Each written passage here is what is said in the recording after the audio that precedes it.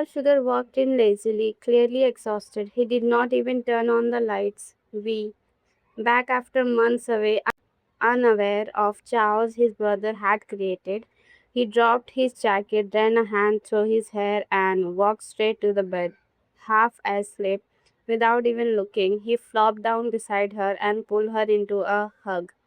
Miko froze. What the hell?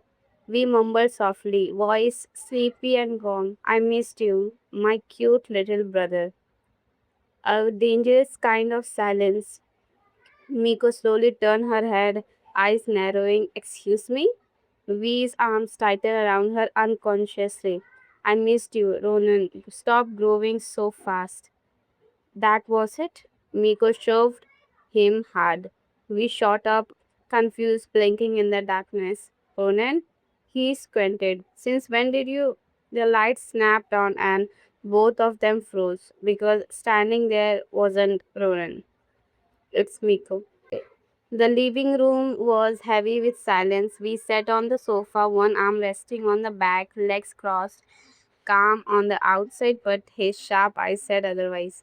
In front of him stood Ronan and Miko, both unusually quiet. We looked from one to the another, then leaned forward slightly. Can you explain this? His voice was low, controlled. Ronan scratched the back of his neck, avoiding eye contact. Miko crossed her arms, trying to look unbothered, but her eyes flicked toward me for a second. That did not go unnoticed. V's gaze darkened just a little. Ronan, he pressed. Up. Then Ronan took a breath and said it straight. I like her. Miko's eyes widened slightly.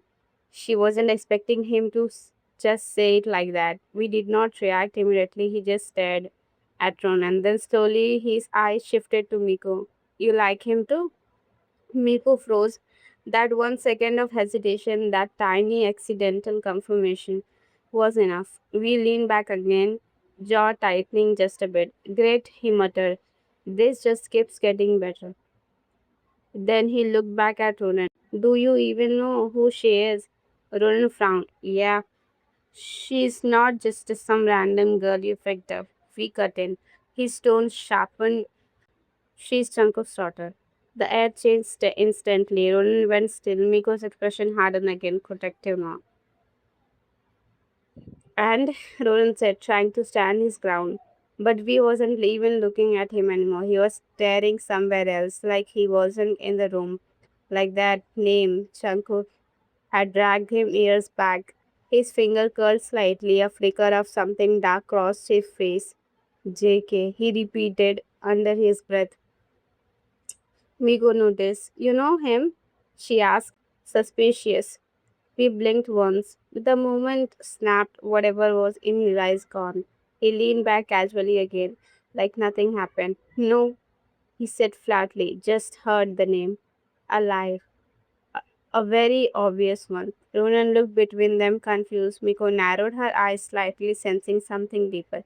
But we just stood up, brushing imaginary dust off his sleeve. Anyway, he said coolly, this isn't some love story. He glanced at Ronan. You messed up. The tension in the house had not even settled when suddenly footsteps, slow, calm, echoing through the hallway. Not rushed, not loud. The mansion felt colder now. JK stood near the door, waiting, not asking, come with me. Simple, direct, like it wasn't even a choice. Miko let out a small, humorless laugh.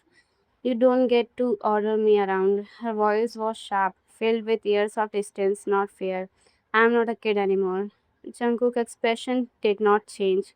You are still my daughter. That word, daughter, it did not soften anything. It only made her eyes harden more. I wasn't your daughter when I needed you, she shot back.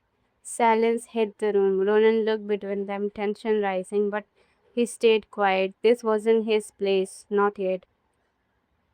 Jungkook inhaled slowly, controlling whatever flickered inside him. Enough, he said. They're leaving. Miko did not move. Her finger curled slightly, then her eyes shifted to Ronan. Just one look, soft, conflicted, and that was enough to say everything she wasn't saying out loud. Ronan felt it. His jaw tightened. He wanted to stop her. He really did. But standing in front of Jungkook, this wasn't a simple fight. So he stayed still, and that hurt more. Miko looked away first. Fine, she said quietly. Not because she wanted to go, but because she had to. She walked past Jungkook without waiting for him, but not before her shoulder brushed lightly against Ronan's. A silent goodbye, or maybe a promise. The door opened, she stepped out. JK followed, but just before leaving, his eyes met V's, and everything paused. No one spoke, but something was there, something old, something unfinished.